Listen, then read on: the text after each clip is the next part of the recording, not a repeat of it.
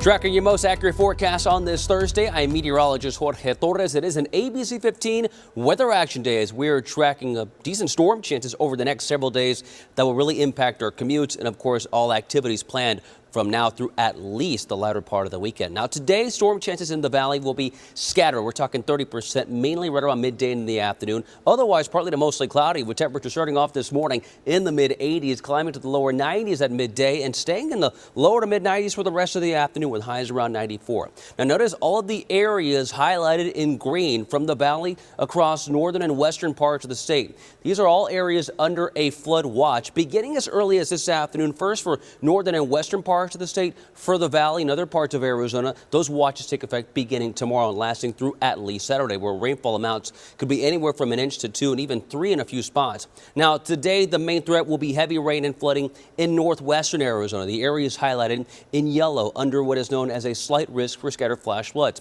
including Yuma, Lake Havasu, Bullhead City, Kingman, and up toward Flagstaff, Sedona, and Prescott, too. Phoenix and the rest of Arizona under what is known as a marginal risk or isolated flash flood threat, at least for today.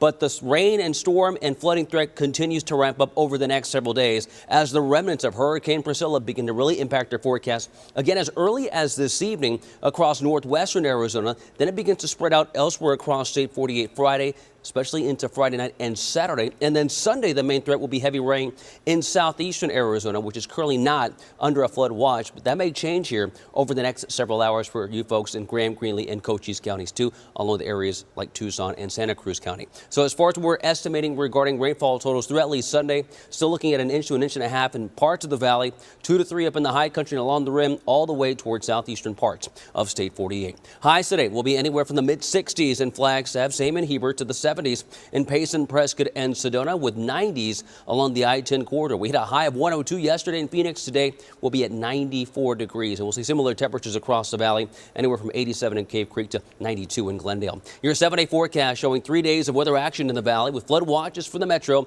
taking effect Friday and Saturday, with those storm chances as high as 60% for the early part of the weekend. Then we slowly dry out early next week, with highs staying in the mid-80s with overnight lows in the 60s and 70s.